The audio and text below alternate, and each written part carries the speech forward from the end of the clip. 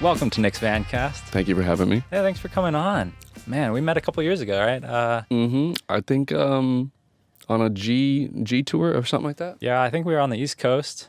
I want to say like New York, probably.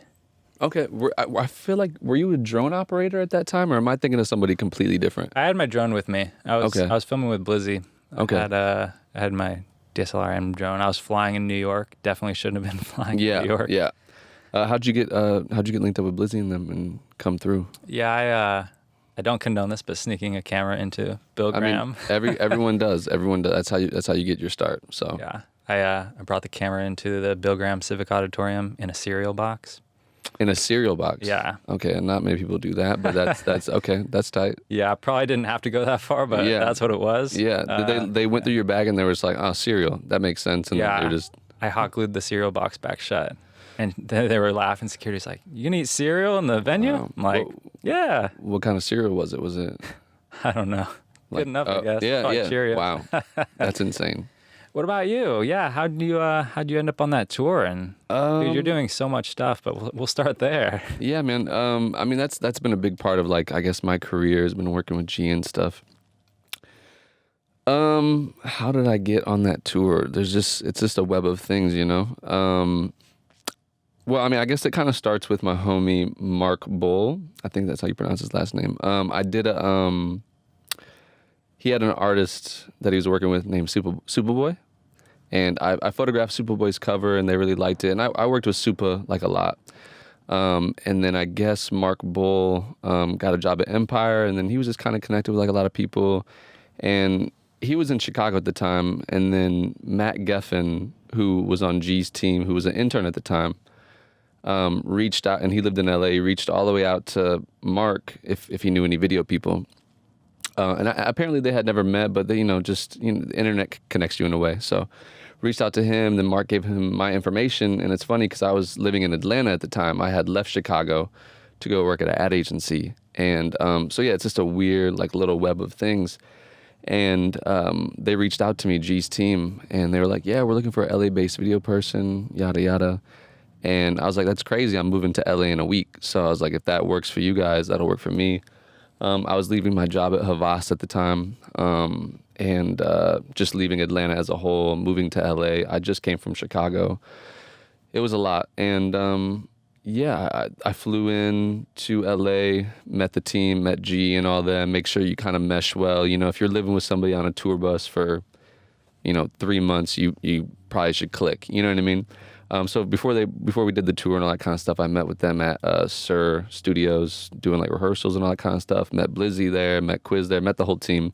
I was like the only new person, so it was cool. And then I guess after that it was kind of history, man. I've been working with him for like 3 years now. So yeah. All throughout, dude. You keep every time I look up, you're doing something amazing. You directed what was it? Free Porn, Cheap Drugs, right? I did. Yeah. Dude, that's an incredible video, too, by the way. Thank you, man. Yeah, it was fun. It was cool to make that video.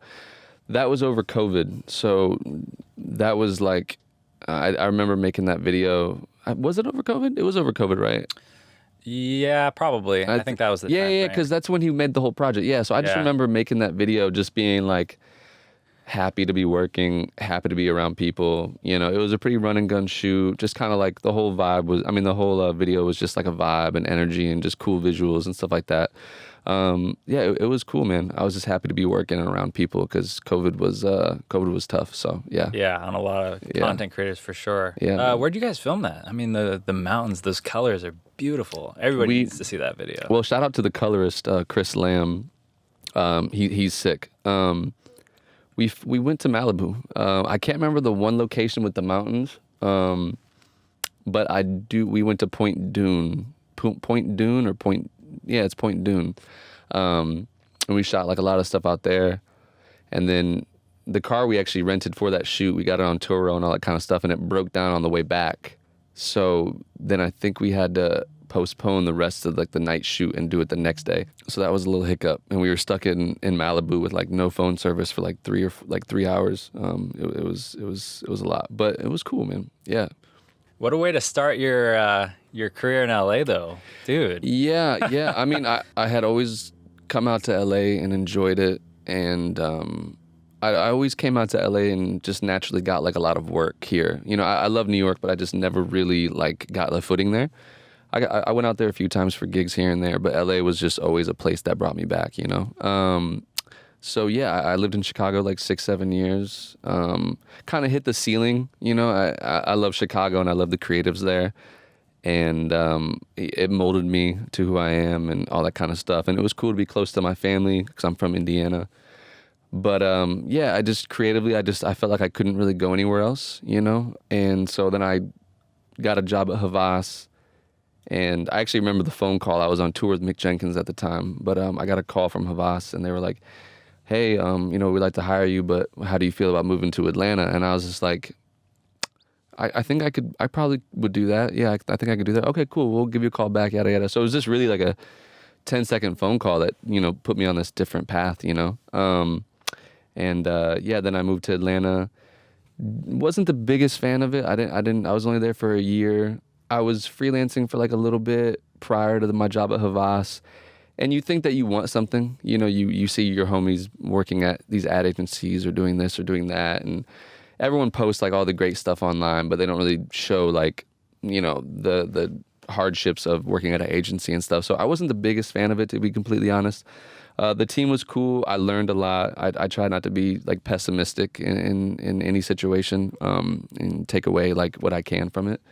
But yeah, so anyway, after my year at Havas, I left and just moved to LA.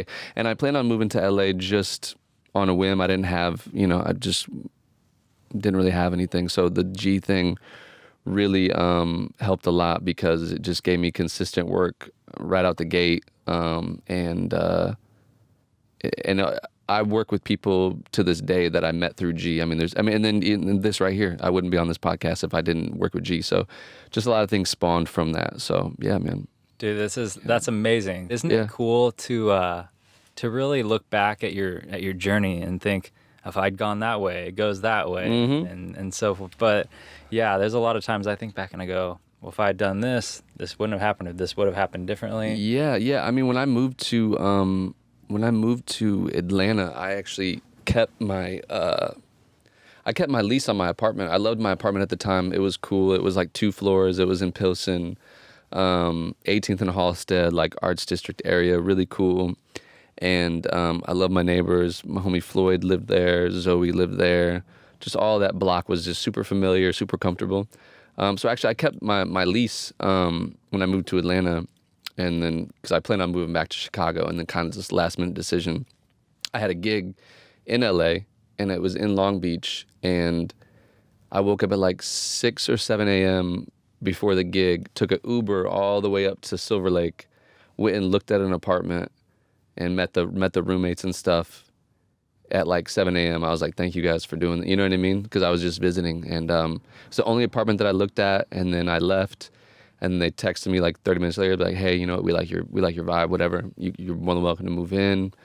We can cancel the other showings if you want." So cool. I locked in the apartment that day, and then I went back down to Long Beach, did the gig, flew back to Atlanta, and then I had the lease for like a month or two, and then I finally moved in, and then I moved to LA, and then I went on a tour for like 3 months. So I just had this whole lease. I was like the best roommate ever because I was never there. So. Yeah, that was a lot of things going on at that time. My transition from Atlanta to LA was a lot for sure. That's hectic. Yeah, that is so hectic. And then touring is wild. It's tiring. It is tiring, man. And you know what? I'm so over it. But it was a cool experience to do it and everything. And that's definitely something. I'm pretty close to closing that chapter of my life, which is exciting. I'm excited to see what I do next and with all the free time. I mean, touring takes up a lot of time. So I'm excited to kind of be more planted in LA and work on more creative stuff, I guess. Yeah. So when you tell people like what you do, what do you say? You're director of photography or videographer? Like, what do you say? Sometimes I say that's tough because I feel like I wear so many hats. I wear so many beanies. I say photographer, because I do that. I say DP because I do that. I say director too. I feel like director is just kind of encompassing. Like people think when you say director, you'd kind of just encompass like an entire project, I guess, or just the entire film industry, I guess. Sometimes for people that don't know film, you know, Yeah. I feel like this is like an easy thing for them to kind of get, because you say DP and they're like, what's that, you know? Yeah. So yeah, those are my things, but I edit too. Actually, I just booked an editing gig, like just like blurring out and doing like a bunch of like odd things for Cadillac for their thing coming up. So yeah, I do a multitude of things. What I would like to just be is probably just I don't know. I would like to just be a director and photographer and not do edits and not do those things, or you know, I would oversee the project, but doing all the edits myself is taxing sometimes. But I like being a camera operator too. I like being a DP just because I feel like I just know, you just know what you want, you know, and sometimes it's easier to do it yourself. Maybe I need to find that person that works for me, for my crew, in terms of like finding a good DP that just knows, or that I really like and I like his vision as well. But yeah. Dude, so you really do it all. You are the utility player. For sure. I mean, I think I learned that from just agency work and stuff like that. They hire you, and they don't hire you as a photographer or DP. They hire you. It's a content creator. That's like the new term. So yeah, you kind of have to know everything. I mean, I even when I was at the agency gig, I was doing like After Effects stuff and. You know, putting lightning into where there wasn't lightning and all this kind of stuff. So, yeah, you kind of just do it all, man. I mean, even at the hospital I'm working at right now, I was hired as a multimedia communication specialist. Yeah. So it's like one day I'm doing photos for, you know, clinicians. The next day I'm doing a video about a service line. And then I'm making signs for a vaccination site. You know, it's really anything. But it does give you that freedom later on to say, oh, I've done that, and now I can do it for you too. Yeah. And you can really follow that path of what you like. Yeah. Great. I think it's important to know what you like, and I also think it's very important to know what you don't like, you know? So I talk to a lot of people like who they're really interested in like creative process, or, you know, not even that. Some people it's just like they look at like LA, they look at Hollywood and they go like, oh, you know, celebrity culture and stuff, and they want that, and you don't want that. They don't want that, but don't go to Poppy's. It's a club in LA. Don't go. But it's not about, you don't get to, I guess, do the things you're doing. You don't get to, you know, film and with G's. You don't do stuff with Cadillac because like you wanted to do stuff with them. It's really, you were good at what you did and it opened doors for you. Some people are like, I want to do that because it looks flashy, and that's not going to get you there. Yeah, no. If you're a good enough clout chaser, you might be able to get there. But yeah, I think, yeah, I've always just been patient with my career, and tried to get talented. You know what I mean? Just trying to always learn from every shoot. That's probably my favorite thing about doing shoots to this day. Is I just love like problem solving and like getting on a shoot and just making it happen. And even when the errors happen, and then you can just fix it. And just learning how like light works and all that kind of stuff is just it's fascinating to me. And I learned something every shoot. I still am taking something away from it. So stock it away and you use it next time. Yep. Better Exactly. and better. Yeah. And you know, I love LA too because you just have so many talented people here, man. Like just when I lived in Chicago, I mean, my career wasn't to the point where I could like hire a gaffer or hire an AC or whatever, all these people. But also I remember being in Chicago and there wasn't that type of, you know, those type of people, you know what I mean? Like it was always really tough. The community is so much smaller. Maybe they're better. I mean, that was also 6 years ago too. So, but yeah, there's so many talented people here that I work with. I work with Ant Boyd. He's a gaffer, super sick. Lit by Eli, another gaffer. I'm a big fan of gaffers, man. Lit by Eli is a really dope gaffer. I've been working with him on some projects. My homie Chase, super sick AC. You know what I mean? Just like really talented people that can just bring a vision to life is really cool, man. Yeah. And when you know people who you can collaborate with who excel at what they do and they like their role, you don't have to be the one person doing everything. Yeah. The opportunities it opens for your creative vision. Yeah, source. for sure. Yeah. You got all those people around the writer's table. Yeah, exactly. Yeah. I mean, I could light something, but it wouldn't be as good as Ant or Eli. You know what I mean? It's always like you know, if the more work you take on for a project, I think the more mediocre each like kind of role becomes because you're just consuming so much of it. And I mean, that's just how it goes, man.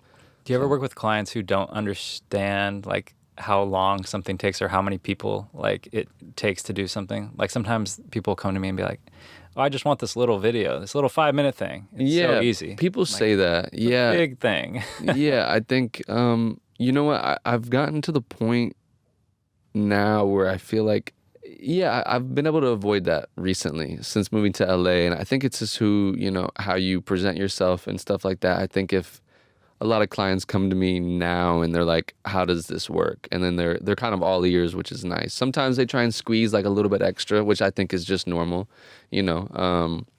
But yeah, I've thankfully been able to have the conversation up front and let them know that this is what it is, and if that doesn't work for you, then I don't know if we'll be able to do this, you know? Yeah.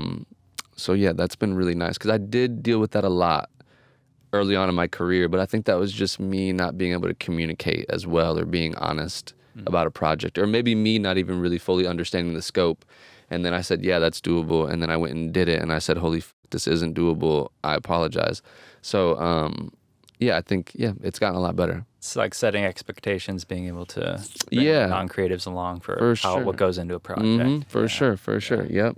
I think that's really important, man. Communication is key, and just knowing what the project takes, man. And if you think it takes this much, just add on a little bit more just to like whatever it is, whether it be budget or time, or just add some fluff in there, you know, some contingency to give you like a little bit of wiggle room just in case if there is an issue that comes up and you have to problem solve for it and all that kind of stuff. So yeah, man. So how long have you been in LA, you said? 3 years. 3 years now? 3 years, yeah. Yep. Love it. Okay, so COVID, what was that like for you when, you know, you're working with people all the time and then all of a sudden it's like you can't go around people? Yeah, not too bad. I mean, Tiger King came out and I was just, that was my world, but also, you know, that's fucked up, animal abuse and stuff, so that's not cool anymore. But that was such a good show. Dude, that girl lost her arm, came to work like a couple days next later. Next day, man, damn. That's dedication. Yeah, I wouldn't be me. I would have collected the check and just, tried to give him a peace out with whatever. That's okay. She's actually seems really cool about it, so. That's why you can make that. Yeah, I think I could do that. Hopefully. That doesn't come back to bite me. But yeah, did I? COVID. Ruined it. It's gone. Yeah, fucking broke it, man. COVID, it was cool, man. I was having a really good time doing like I just remember having a really good time doing Fashion Week stuff with G. We did like Milan, Paris, and all that kind of stuff. Dude, and that GQ shoot? Yeah. That was dope. Yeah, man, that was cool to be on. I was really happy to do that. That was in Milan. That was really cool. Yeah.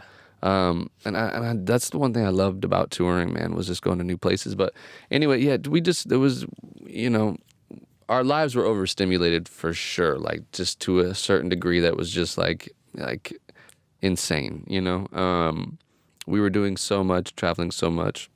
Coming to a halt, it was a lot. But I'm also an introvert, like just, I love being at home, chilling with my cat, just watching, whatever it is, Squid Game or whatever.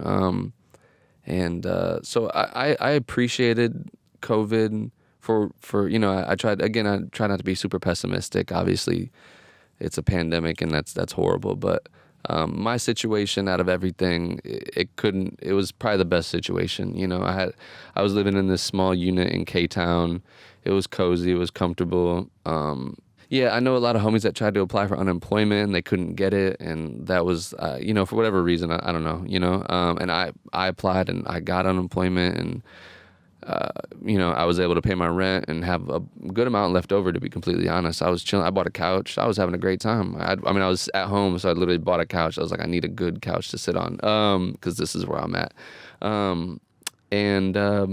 Yeah, I couldn't really complain. It definitely, there were some lulls for sure of like, depression, you know what I mean? Or just like uncertainty.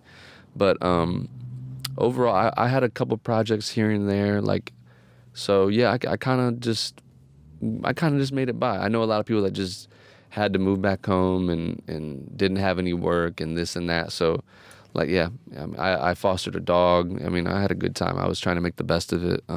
So yeah.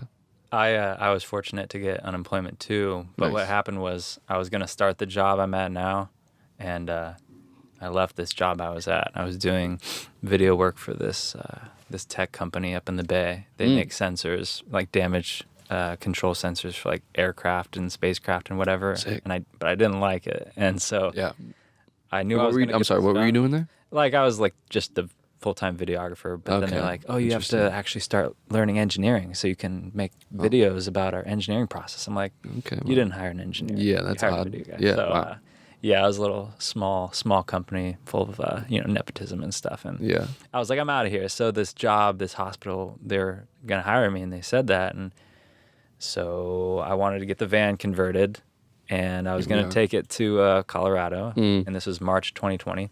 So I was like, I don't want to be here anymore. And so I quit my job on March 3rd. And then the hospital said, COVID's here. We have to wait a little bit before you bring you on. Right. It's like, I just quit my job. Right. Oh, no. But luckily I was able to, get the van converted. I got unemployment, luckily, because it was circumstances brought on by COVID. And Right. Sure. I was able to start that job 2 weeks before the unemployment right now. So Oh, wow. everything happens for a reason. Nice. But yeah, talk about a contrast from like working to not. But you said, Yeah. like you said, you like a little bit of a switch of pace. Yeah, and I mean, yeah, the switch of pace was nice. I mean, like I said, I was overstimulated to a crazy degree, and also, I had mentioned before that I'm over touring, and I definitely am. I was over touring at the time, and it was nice to have like a break. And then I came back, and I've been doing some runs with G, and it's not G, it's not anybody, it's not the team. It's just I've been doing it for so long. I've been touring since I was like 23. I toured with like Mick Jenkins, and yeah, I've jumped on the road with Underachievers and G Herbo and stuff like that. I even did like a run with Cameron. That was with G Herbo and Underachievers and stuff. And then now G, and once you shoot one show, you kind of shot them all. There's not really, I don't like to think of myself as a content creator. I would like to be more creative. A more creative person, and touring just doesn't really give me that outlet. The lights are already there, the person is there. It's more of a and I love documentary work too, but this is just, it's just so much, you're just churning out content in a way that just doesn't really speak to me anymore, I guess. It used to.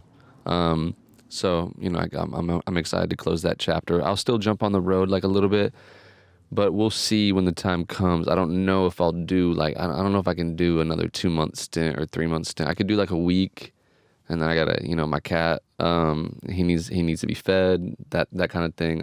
Also just being home and just being able to do creative things and work on other projects and stuff like that. Yeah. It shows, yeah, especially on a tour, it can get like redundant, especially if you want to like expand your vision. Exactly, man. And yeah, you're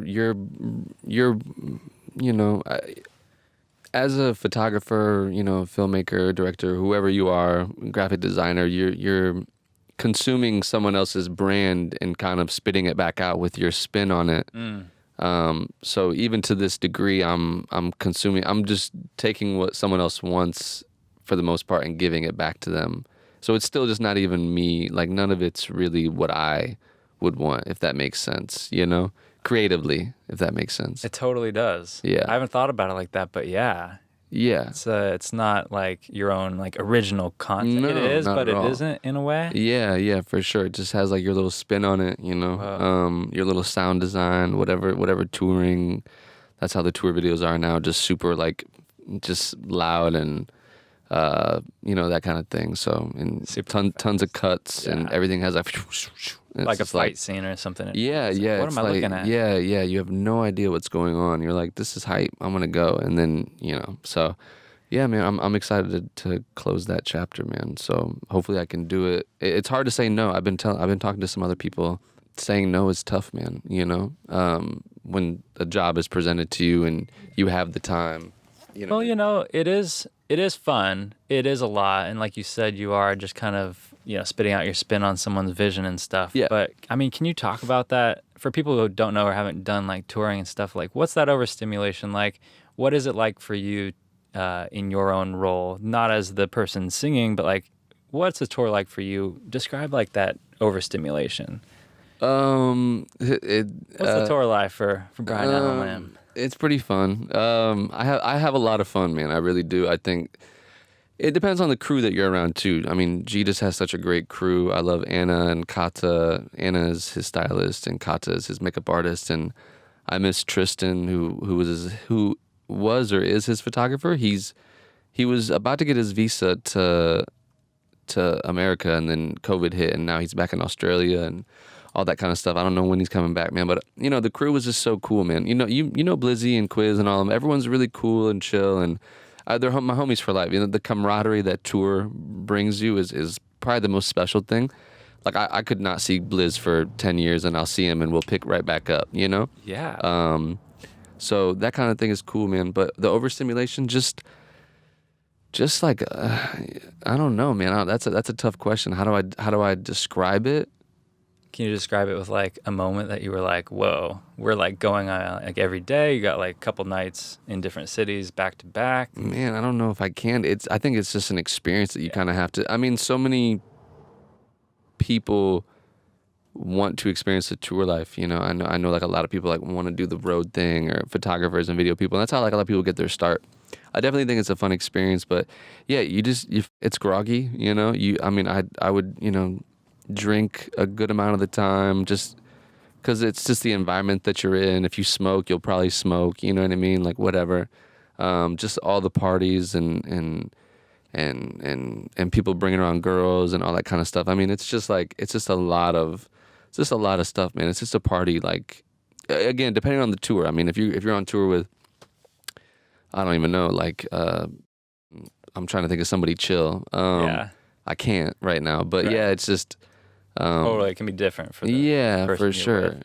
Doing like video editing, like on tour, what was your process for like capturing something and then like putting it together and then getting enough sleep or sleep? That was actually probably my least favorite thing. Is just, I think video people really get the short end of the stick on tour. Not so much photo. I can churn through photos pretty easily, and I can churn through edits easily too. Now, I think it's almost like muscle memory, especially with those the type of videos that have become popular are just like the really fast pace, those type of crazy sound design videos. I think Gibson Hazard probably really popularized that. Dude, he's everyone crazy. Yeah, everyone kind of took that and then just wanted to be like Gibson, and everyone was just like, I can't do any of that, but I'm gonna try to, like, you know what I mean, do it with sound design and stuff. So that's like a really popular thing, and yeah, it's kind of muscle memory at the end of the day, because it's just, like I said, it's kind of the same thing. You're kind of just churning out a very similar piece of content every time.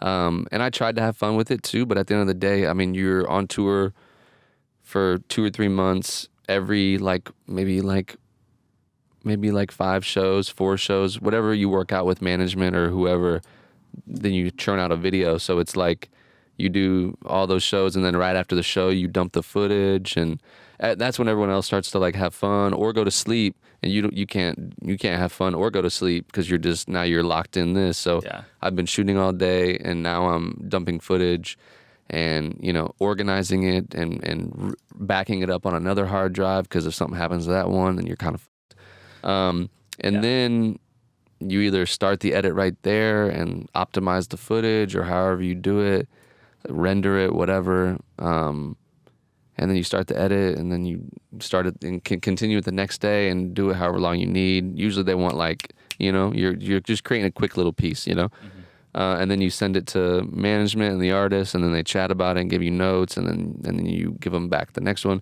So it's just like a lot, and then all the while while they're doing sound check, you're editing this video. It's just a lot, man. That was probably my least favorite thing. I just think having to edit on the road was just such a bummer, because it just sucked up so much time. And again, I care about the work that I put out, and it's hard to like make a real piece that I like just out there like that. So again, I'm not making it for me, I'm making it for somebody else. So as long as you understand that as a photographer or filmmaker or whatever you are, that when you work with these brands or these artists, to not get frustrated that if that's your lane, then that's kind of that you just have to kind of do that. So you definitely get efficient, that's for sure. yeah. I mean, I can run through some edits now, man. But like I said, I mean, I learned a lot doing all that. Yeah. So yeah, I don't want to do that ever again. But yeah, and even when the past couple of things I've done with G, I passed off the edits now. I've been trying to like be a little bit more hands off on that kind of stuff, give myself more time for other projects and stuff. So you love, yeah. That was the first time I had gone to the East Coast, and I did not get to really see those cities. No, and you don't really get to experience. I mean, I've been probably to like all the U.S. Cities and states, and states, and couldn't tell you what was going on, but I love going to Europe. I mean, touring, like I said, I'm thankful for it. It's taken me to all over Europe, Dubai, Africa, all those places, man. So yeah, it's pretty dope. And you get, like you said, people on the crew, but also probably people in those places. You meet some really cool people. Yeah, for sure, man. Yeah, I mean, I talk to some people regularly still that I've met from like, wherever, way back when or whatever. So, and this is a perfect example of that. So, yeah. Yeah. Yeah, man. What are some of the things you've been up to these days? 2021. I mean, most recently, I don't know if you can talk about your Kid Cudi Cadillac stuff. Oh, yeah, man. Yeah. I thought you were about to say something scary. I was like, what the fuck did I do? You were like, I don't know if you can. Scary, awesome. No, it was cool, man. You know what? That was probably the thing I'm most proud of recently. Yeah, I mean, I can definitely talk about it. It was cool. It was fun. Shout out to Jamie Dolan, who is the producer on that. So what was it exactly? He brought me on for the project. The project was Kid Cudi for Cadillac, man. I mean, Cadillac is coming out with their new Lyric, and it's their first electric vehicle, I want to say. And they just wanted to get big names to kind of promote it. So they got Kid Cudi and SZA, and my homie Jamie Dolan produced it, and Mermaid Productions. I don't know how she says it, but. They did that, and it was cool, man. Kid Cudi, I don't know if you know me, you know that Kid Cudi is an idol of mine, like favorite artist by far. You know what I mean? So to be able to do that, I was like really shook. I texted some of my homies from Indiana, being like, "Yo," I didn't tell them until it was like for sure, because it was just this industry's kind of things happen, and especially dealing with artists that big. Yeah, their timeline, their schedule doesn't work out, whatever. And Cudi's been doing like a lot of movies and stuff. So, I didn't hold my breath, because I just thought, I was like, something's gonna happen, whatever. But it didn't, and then the project happened, and it was really cool, man. I don't even know where to start on it, man. Yeah, I mean, I just woke up to a text one morning, and my homie Jamie just said like, "Hey, man, I'm working on this project. I want to pitch you for it." He's just like, it's for Cadillac, and I was like, okay, cool. I was like, yeah, send him my work, whatever you gotta do, I'm down. He's like, are you available these dates? And I was like, yeah. He's like, cool. He's like, oh, and it's for Kid Cudi. I think he was fucking with me because like he's like, said it like last, I feel like, and I was like, dude, you're joking. We kind of went back and forth. He's like, no, I'm serious. Like, it's for Cudi. I'm gonna throw your name in there. I think you'd be perfect for it. Hopefully it works out. And to me, artists with that kind of profile too, sometimes they have, I mean, that are like that big, they have like their own own photographers that they try and bring on and that kind of stuff. So it can be hard to work with those artists because you just never really get let in. They only let certain people in, that kind of thing. So anyway, Cudi's team saw my work, production team saw my work, all that kind of stuff, and they all said yes, yes, yes. He shot me the text that I was good. I was just like, I still just wasn't gonna hold my breath. I didn't want to get my hopes up. It's a bummer to get your hopes up. So yeah, man. I didn't bring him on, but my homie Jamie, I introduced him to my homie Ant, who's a gaffer, a while back on a couple of projects. So it was cool to be able to work with Ant again. I worked with Ant on a bunch of different projects. I was super comfortable with him. Brought on Phoebe, who's a digitech. She made me super comfortable. Like, I was super happy she was there just to make sure my focus was there and all that kind of stuff. And she also then So she had like her little laptop going with kind of running through the images so you get to see it on a bigger screen. And then they had a Tear deck set up, and it was going to another monitor for client and the agency, and then it was going to like Cuddy's team. And then it was getting like live streamed to another client somewhere. It was like a lot of eyes on it. While it was happening, it was cool. But yeah, man, it was dope. That was fun. That's cool. I mean, because you've worked with a lot of big names, and it's like you definitely hear that you look up to this guy a lot. No, yeah, that one fucked me up, man. To be completely honest, like I thought it made me so sick, the idea of doing the shoot. And I know that sounds odd, but I had to. So like 5 days prior to the shoot, you had to get a PCR test. That's cool. Day of shoot, you had to get a rapid test. That's cool.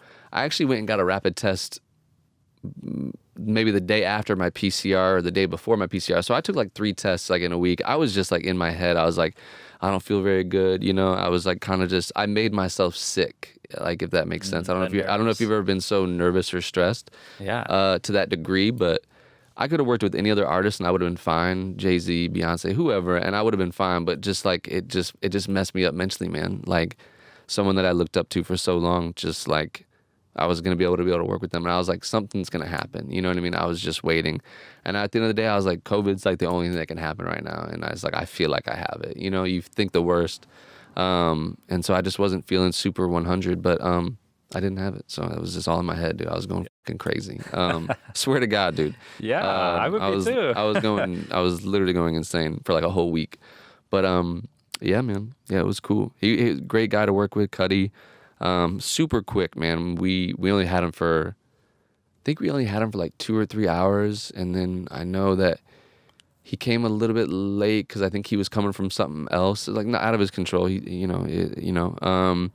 So I think we only had him for like an hour and 30 minutes and we had like 3 different setups.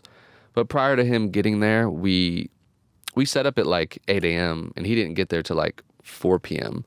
So we set up, and we have the car in the center of the studio, and we just go through each setup. So we set up the light for this one, we swung everything over, set up the light for this one, swung everything over, set up the light, and then we swung it all back, and then client went through. We had a stand-in or whatever. So when Cuddy got there, it was just like, just kind of on. And he requested to put on Nirvana and Pink Floyd, which is dope because I love Pink Floyd. I love Nirvana. I love Pink Floyd. But he asked to blare it. Like, just, I mean, like, my ears were like, I had to like shout as loud as I could to communicate with whoever I had to communicate with, which I kind of dug. I was like, this is, I feel like crazy right now, but this is cool. So yeah, man, I remember there was people, we did a wet down. So we got the floor all wet. Good. So we got the floor all wet to like kind of give it the glisten and everything.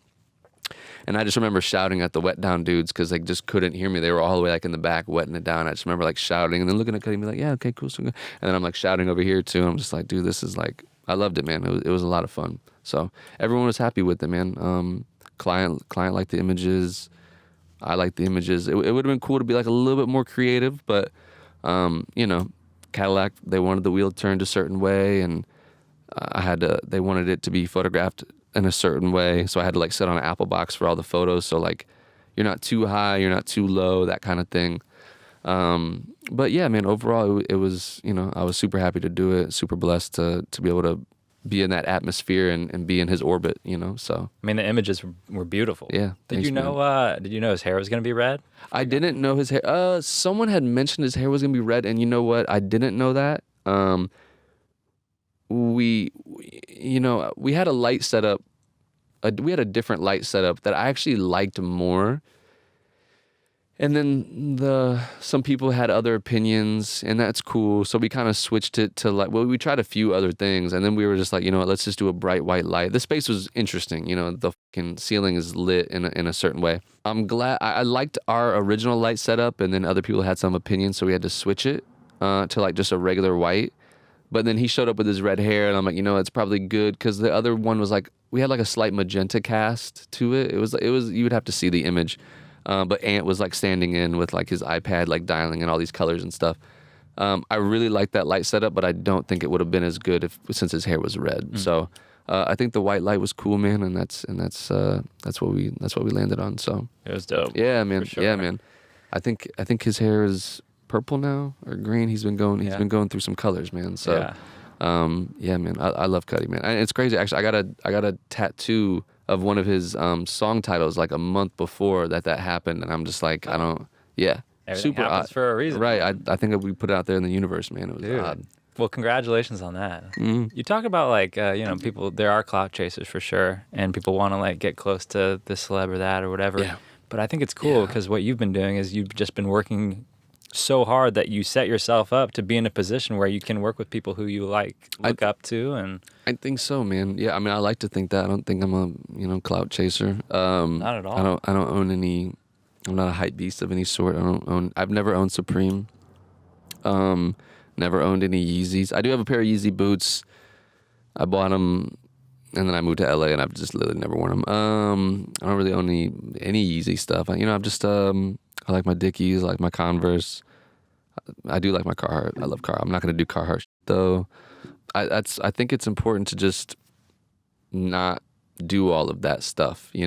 Just work ethic is important, man. It might take you a little bit longer. Socialites and all that kind of stuff. They can get to a certain place, and then they can fumble it because their craft just really isn't there. Yeah.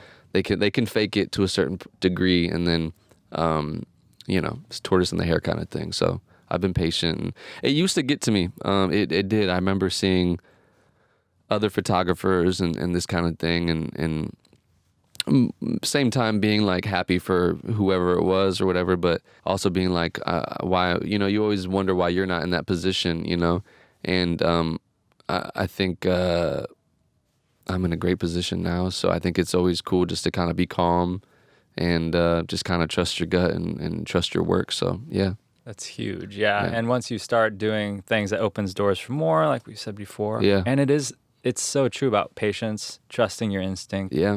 Yep. There was a guy who had gotten like a media pass to one of those G shows back in 2018 before I got connected with Blizzy and stuff. And he hit me up on Instagram and was like, dude, I saw some of your shots. I have some footage from that night too. What if we collaborate and make like a video? I'll edit something together. Ooh. And then if it takes off, I'll tell them it was like your footage. Ooh. And I was like, okay, that's cool. You're a good guy. Yeah. Stop being so good.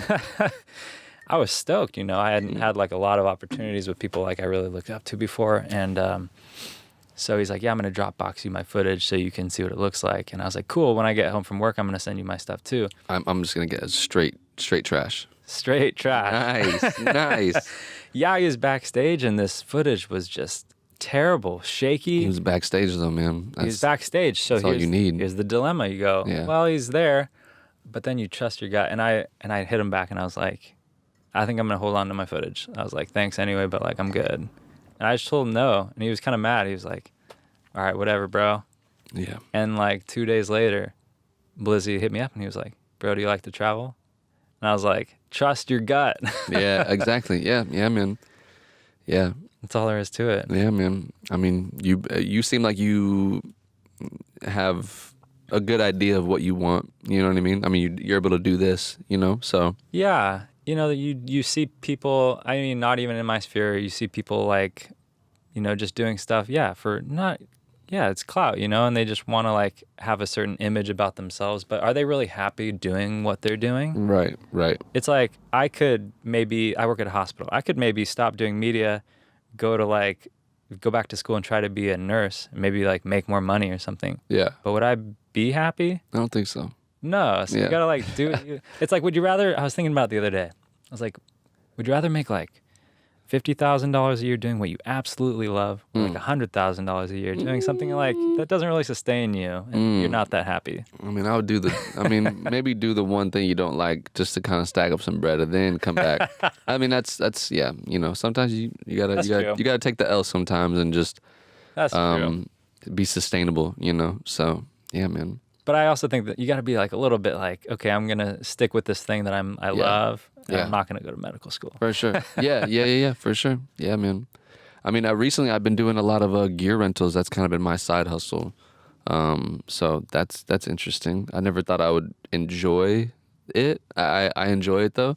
I rent all my stuff out on ShareGrid. I mean, I probably do like 20 rentals a week. I mean, I do like a lot. And I just keep buying more and more gear just to like, but it's interesting. I enjoy it because, some people hit me up and they're like, hey, does this work with this? Would this kit be? So helping somebody build out a kit for themselves, or like letting them know that this is a better option than that for their shoot, and just kind of giving them, kind of just setting their shoot up for them in a way.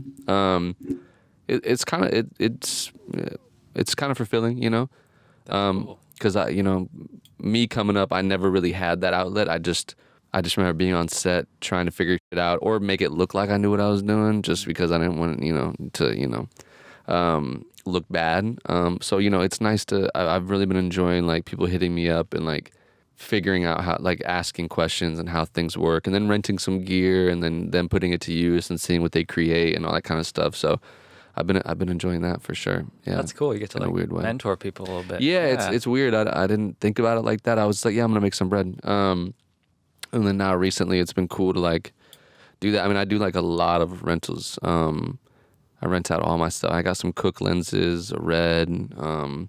I just started buying some aperture lights and stuff like that, and it's cool because now I have another stream of revenue, which is always great, especially when it's like residual. I'm walking outside and giving it to somebody, and they rent it out for a week, and then the whole time it's just kind of adding up, and then also now I have all this gear that I get to use on a shoot, and then I'm on a shoot.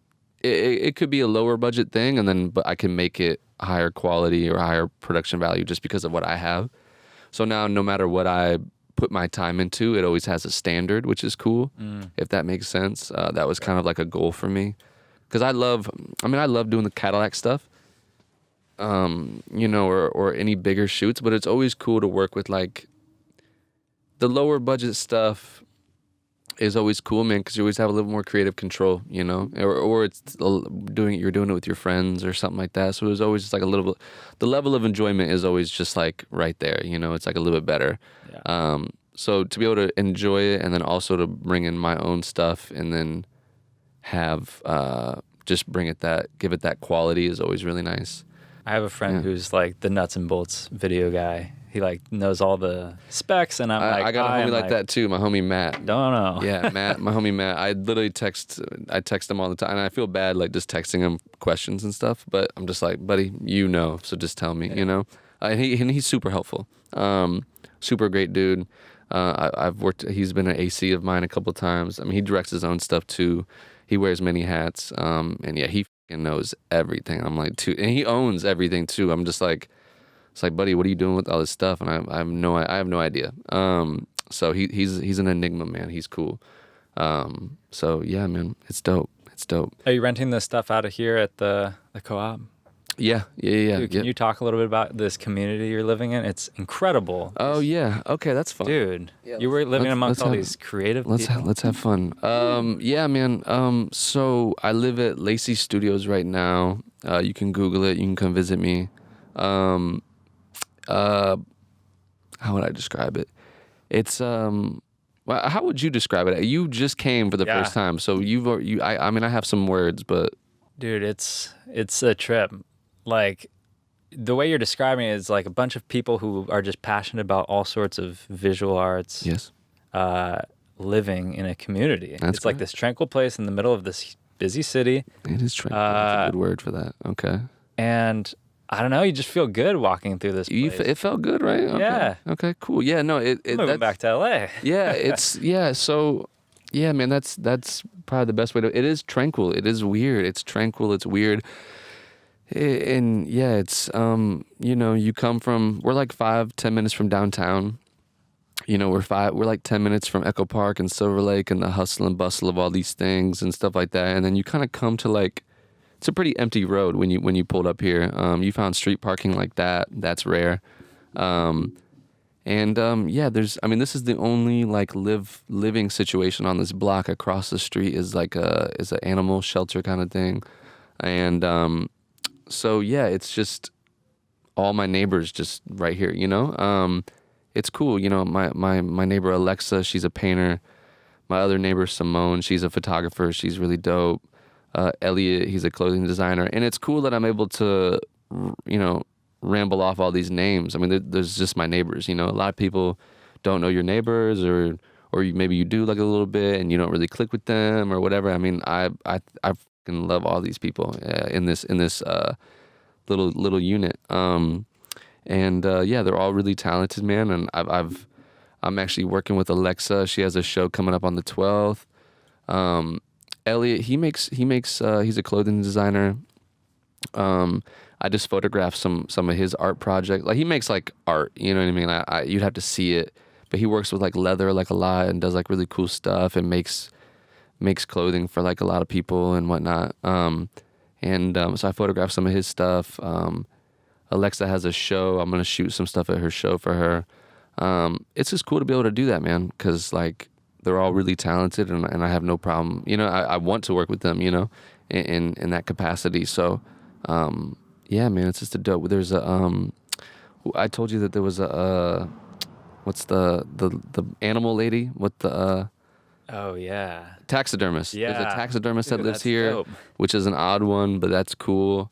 Finds your niche. And then there's a puppet maker here. Her apartment is like so cool. I fucking wish I had pictures of it. I showed you that That's other. when you showed me? No. I showed that lady. I don't know what she does, but her apartment looks insane. But what's cool is living in a place like that, it's not even, you don't even have to do the same type of art as these people, but you're getting inspiration from people who have different visions. Yeah. And it's just it's amazing to be around. Yeah, it's refreshing to just, I don't know, man. I'm from Indiana, so just hearing people talk about creative is just cool to me. It still is. I think it forever will be cool, man, because, growing up, I did not have any outlet like that, So, it's always cool, man. Like, I'm just like, I envy these people, So.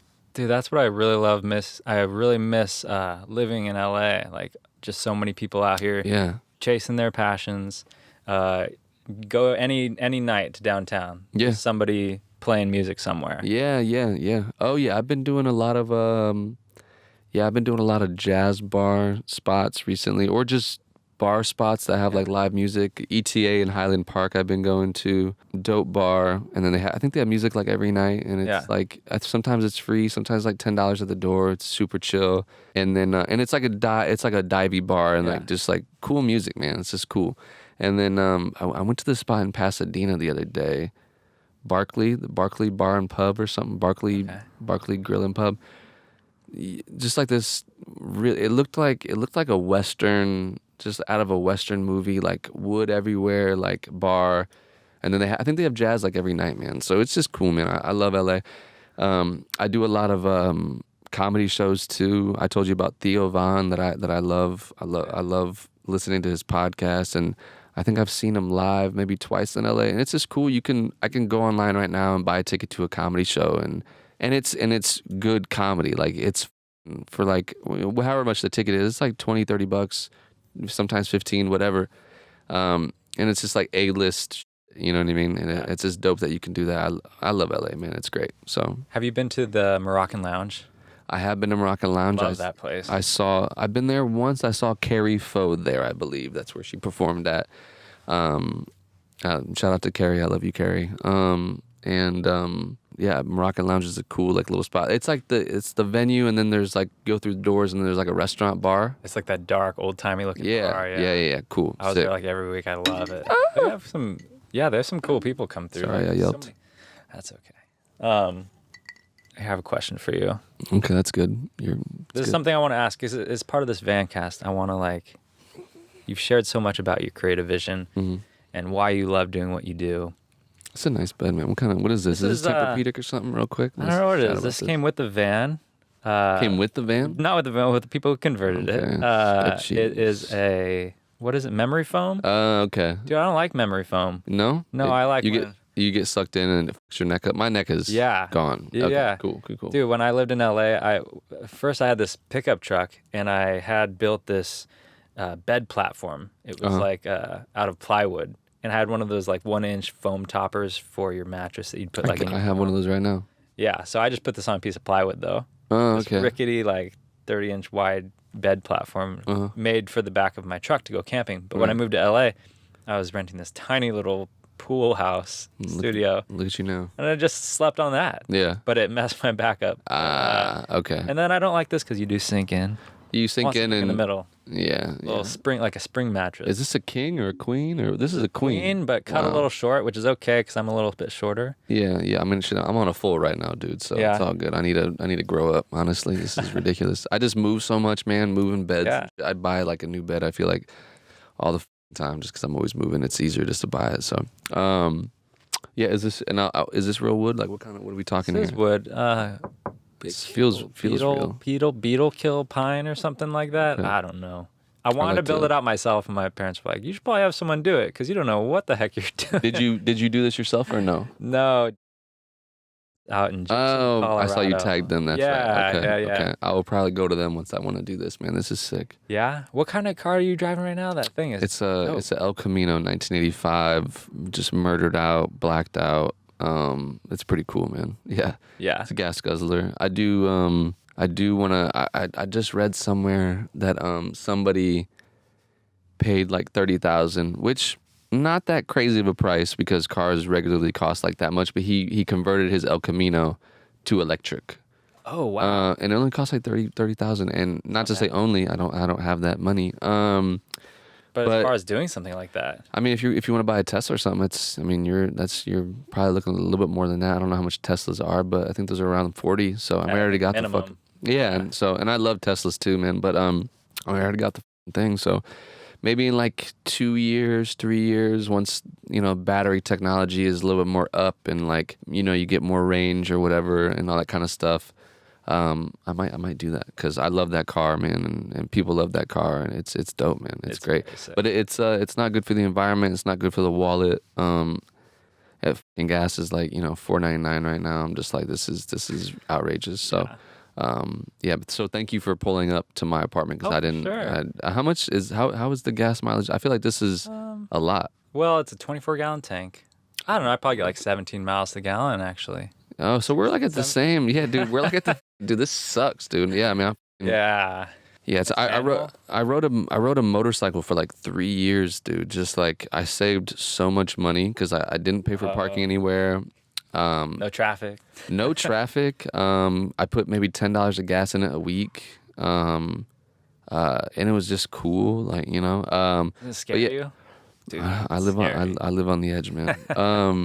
Yeah, I mean, it was just such a cheap thing, and I bought it for like $3 or $4 and all that kind of stuff. So yeah, man, I recommend everyone get a motorcycle, and it was good for the environment. So shout out to that. So dude, that scares me though, because you could be the best motorcycle rider in the world. It's the other people you got to worry about. I've gone down a few times. What? Yeah, on the road? Yeah, for sure. Maybe I went down like 3 weeks ago, man. I made a run, and when you lane split, you're technically, so you got the two cars, everyone's going this way, and then you got the other lane, but we're not worried about that. We got car here, so you lane split down the middle, and everyone's going straight. Someone was doing some stupid shit, and I couldn't fit, so I went to the right side, and I was lane splitting there. You shouldn't really do that because then if someone's turning right into a parking lot or something, they can't see you. So, they left like a little space for someone to turn, and I'm just blazing through it. And then the person is turning. I see them. They see me. It's too late. I hop off. My bike kind of goes down, does like a little thing. Sparks start flying. I don't know. I felt fine. I mean, it was like my fourth time going down. I had some bruises. He actually did stop. I didn't know he was going to stop. If I stop too fast, you kind of just skid out anyway. So you're kind of it's better to hop off. Yeah, you might as well just you just cut your losses, man, and just jump off of it. So I did that, and my bike started up fine. Sometimes when you fall over, the gas it comes out of the tank like a little bit, so then you have to like let it rest for a second. But I gave it like 3 minutes, it started right back up. One of the handles is looking kind of funny, but I got to take it to Harley anyway. But yeah, I mean, that was dangerous. And I wasn't insured. I was not insured at the time. I was not insured. I'm sorry, Mom. I don't plan on riding my motorcycle, but my car needed to go to the shop for a couple of days. So literally just need to run a quick errand, and that happened. And I was like, so don't do that. That's gnarly. Lane split down the middle, and you should be better off. So Glad you're safe. Dude, Yeah, that's the thank thing. you, It's like, I think years ago, I'd be like, yeah, motorcycle. I had a bad head injury, though, like 7 years You ago. did? Yeah. On a motorcycle? No, I jumped into a river and like hit the back of my head on a rock. Oh, well, that sounds like a... Oh, yeah, dude, You can see my that's messed skull up, and dude. stuff. Oh, I had like a brain hemorrhage. oh, damn, dude. I'm sorry, dude. Good now. Unless I'm like Damn. dreaming. Am I dreaming right now? No, shout out to the Lord, man, for that. You're here. For real. So, damn. It was a couple years of like concussion symptoms bad, though. Like, what kind of symptoms, dude? Like, you wouldn't tell by talking to me. You wouldn't notice. I've noticed something odd. No, I'm just like, go ahead. And I could drive. I was fine. But just like something felt ever so slightly off. And it was sad because it was like almost like you look at something in the distance and it felt like almost like it was in like a dream or something. It was weird. That sounds cool. So you got some visual effects, man. Yeah, but it's... You got shrooms for life. That's pretty sick, man. I'm actually jealous. And it was sad though because I was like, I remember how I used to feel and I'll never feel like that again. Oh, yeah. Apparently brains you can heal a brain like 5-10 years later, depending on the severity. And 3 years later, one day I was like, oh, I'm good. Oh, all right. But 3 years later, you're like, I feel better. Yeah, scared my parents to death. So yeah, right. So I'm like, I'm going to take a little less risk. Don't jump into water anymore, bro. I don't even like water, dude. If I can't see I'm good. I don't care what it is, man. I used to surf. No more surfing for me. I'm like, nah, man. No, thank you. No, don't do that. Yeah, man. Well, we're both here, so that's good. And we'll do it again for sure. But what is something that you would leave the people with? Boom. What is something you would leave the people with? How do they do what you're doing exactly, or do what they want to do in a different avenue?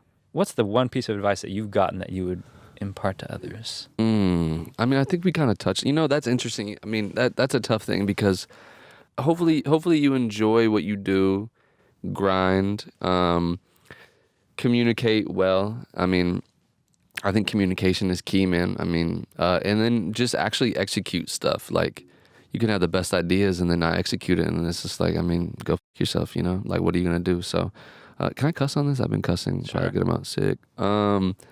Yeah, that's tough, man. I think just make sure you communicate to who you're working with, like, properly. Communicate to yourself, properly, and just make sure that you're doing what you want to do. It's so much better to do you want to do, if you're enjoying it, That sounds so cliche, man. So that's how it is. I think that's how it always goes, man. I wish I had an answer, but I mean, I think that's wonderful, and just lead by example. You're crushing it. Thanks, man. We'll do this again. Sick, Can man. we do it in the El Camino next? Yeah. So I told you that I wanted to. Yeah, I think we should renovate the El Camino just for a night and just do it in the back of the El Camino. I think that's a great idea. Yeah, absolutely, we will. Find your stuff, Bryan Allen Lamb. There it is on Instagram. This camera. Tell us what you got going on. That's a Hot Ones thing. That's it, man. Right there. All right, cool. Well, thanks for coming on the Vancast. 007, Bryan Allen Lamb. Go check him out. Thanks, dude. Man. Appreciate it, dude. Feel like I'm at the tippy top of my game, looking down at the rack.